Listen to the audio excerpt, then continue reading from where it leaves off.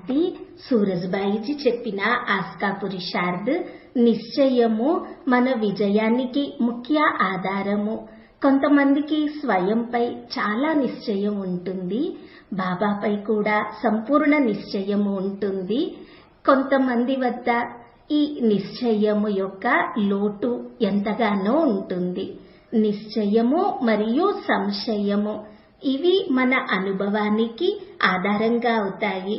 ఏ వ్యక్తికి సంశయించే అలవాటు ఉంటుందో, ఎవరైతే ప్రతి సంఘటన, ప్రతి వస్తువు, ప్రతి వ్యక్తిని సందేహ దృష్టితో చూస్తారో వారు స్వయం కూడా వ్యర్థ సంకల్పాలలో కొట్టుకొని పోతూ ఉంటారు.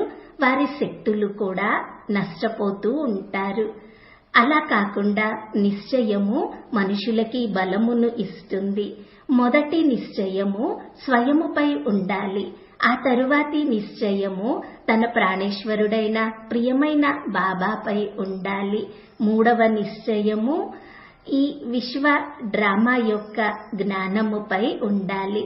మరియు నాలుగవ నిశ్చయము బాబా యొక్క కార్యము చేయించే పద్ధతి, బాబా యొక్క సహాయము, బాబా యొక్క సామర్థ్యముపై ఉండాలి. ఎన్నో విషయాలు మనము బాబాకి సమర్పిస్తాము, కానీ బాబా యొక్క శక్తులపై విశ్వాసము ఉండదు. ఏమవుతుందో ఏమో, బాబా చేయిస్తారో లేదో అంటారు. మన విశ్వాసము, మన నిశ్చయము మనల్ని సఫలత వైపుకి తీసుకువెళ్తాయి. కావున స్వయమును చెక్ చేసుకోవాలి. ఎక్కడ నాలో సంశయం యొక్క స్వభావము లేదు కదా, ఏ కార్యంలోనైనా స్వయంపైనే సందేహము కలిగించుకోవడం లేదు కదా, ఇతరులని ఎవరినైనా సందేహ దృష్టితో చూస్తున్నామా? కొంతమందిలో అలవాటు ఉంటుంది, ఏ వ్యక్తి అయినా మాట్లాడుతూ ఉన్నా ఎన్నో సందేహాలు కలుగుతూ ఉంటాయి. మనము దీనికి అతీతంగా అవ్వాలి. ఎవరైతే మహాన్ యోగిగా అవ్వాలో, ఎవరైతే బాబా యొక్క ఆశలను తీర్చాలో వారు ఈ విశ్వ గగనంలో పౌర్ణమి చంద్రుని వలె వెలిగిపోవాలి. కావున వారు ఇప్పుడు ఏకాగ్రం అవ్వాలి, సమర్పితం అవ్వాలి. స్వయమును కేవలం ఒకే విషయంపై నిశ్చయం కలిగేట్లుగా ఉంచాలి. ఆ ఒక్క విషయము తన మహనీయ లక్ష్యమును పొందడము. ఆ లక్ష్యము బాబా సమానంగా అయ్యే లక్ష్యమైనా, ఆ లక్ష్యము కర్మాతీతంగా అయ్యేందుకైనా, లేక ఆ లక్ష్యము సాక్షాత్కార మూర్తిగా అయ్యేందుకు, లేక మహాయోగిగా అయ్యేందుకైనా దాని యందు స్వయమును సంపూర్ణంగా సమర్పితం చేసుకోవాలి. కావున రండి, మనము మన భవిష్యత్తుపై నిశ్చయము కలిగి ఉందాము. తన నంబరు వైజయంతి మాలలో ఇదే నంబరు అని నిశ్చయము కలిగి ఉండాలి. బాబాపై నిశ్చయము కలిగి ఉండి తన చిత్తమును పూర్తిగా శాంతింప చేసుకోవాలి. ఎక్కడైతే బాబాపై నిశ్చయము గురించి ఎంతో విలువ ఉంటుందో అక్కడే స్వయంపై నిశ్చయము కూడా ఎంతో విలువైనదే. సెల్ఫ్ కాన్ఫిడెన్స్ అని దానిని అంటారు.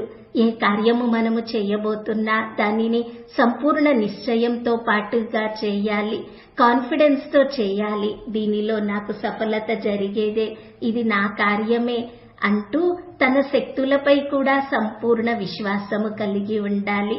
అంతేకాని స్వయమును బలహీనంగా భావించకూడదు.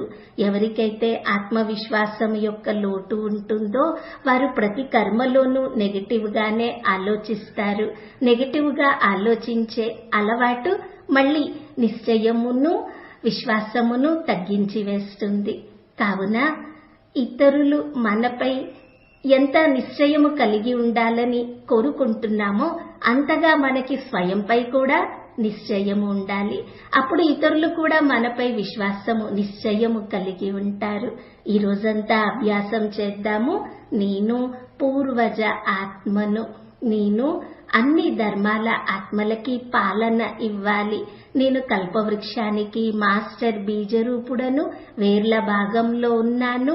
నా సంకల్పాల ప్రభావము ప్రపంచమంతటికీ చేరుకుంటుంది. అన్ని ధర్మాల ఆత్మలకి చేరుకుంటుంది.